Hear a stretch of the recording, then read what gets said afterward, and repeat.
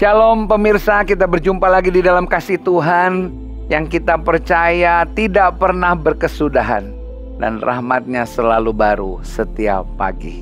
Mari kita nikmati hari ini juga dengan merenungkan bahwa ada berkat-berkat yang Tuhan sediakan bagi kita sepanjang hari ini. Dan bukan untuk diri kita sendiri. Kalau berkat itu ada, kita taruh diri kita sebagai bejana, sebagai saluran, maka berkat itu akan mengalir untuk bisa juga jadi berkat buat orang lain. Dan tujuan akhirnya adalah nama Tuhan dipermuliakan. Saya ingin berbicara tentang kasih. Karena kalau kita melihat di dalam Korintus, Paulus memberikan satu penekanan di dalam 1 Korintus 13. Ya, ada hal yang utama. Kalau kita memperhatikan sebelum dia berpindah ke 1 Korintus 13, di dalam 1 Korintus 12 ayat yang terakhir, Paulus mengatakan begini, aku akan menunjukkan yang lebih utama lagi.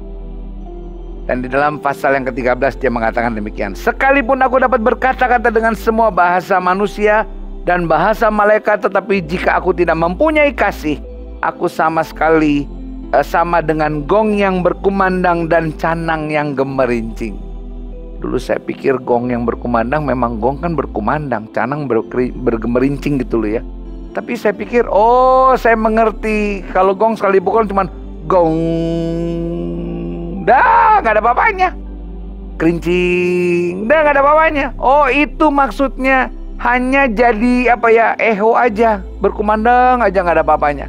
Nah, Paulus mengatakan kalau kita tidak mempunyai kasih, sekalipun dalam bagian ini dikatakan kau bisa berbahasa malaikat. Saya suka berpikir berbahasa malaikat. Jangankan bahasa malaikat, bahasa yang di dalam dunia ini aja kita belum tuh bisa semua. Orang mau bekerja di dalam United Nation atau di PBB harus punya 7-8 bahasa. Indonesia ini punya bahasa suku sekitar lebih dari 125 atau sampai 200-an bahasa suku. Makanya sampai sekarang ada satu lembaga yang terus menerjemahkan Alkitab kepada bahasa-bahasa suku yang mereka belum ada Alkitab. Jadi luar biasa. Bayangkan kalau bisa bahasa malaikat. Itu saya yakin kita ketemu dengan orang tersebut, jangankan bahasa malaikat, menguasai 10 bahasa kita sudah bilang, wih ini orang hebat banget. Tapi Paulus bilang kalau engkau tidak mempunyai kasih, engkau tidak ada artinya. Di ayat-ayat selanjutnya dikatakan engkau memberikan dirimu dibakar sekalipun. Engkau mengorbankan apa yang ada padamu, uang, sosial, apapun kau berikan. Tapi kalau engkau tidak melakukannya dengan kasih, maka itu tidak ada gunanya.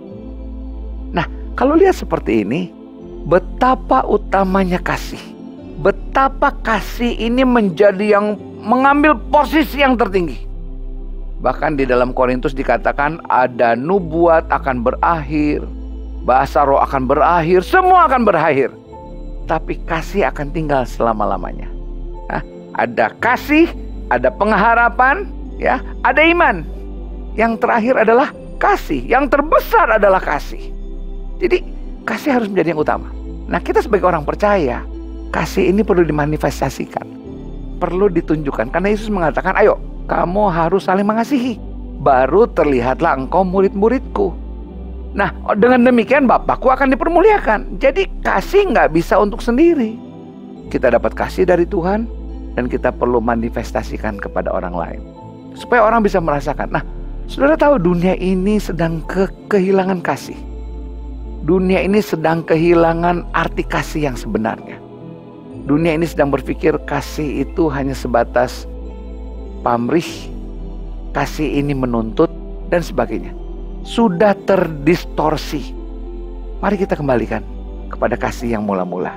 Supaya kita belajar kasih Tuhan dan kasih menjadi yang utama dalam hidup kita. Tuhan memberkati kita sekalian. Shalom.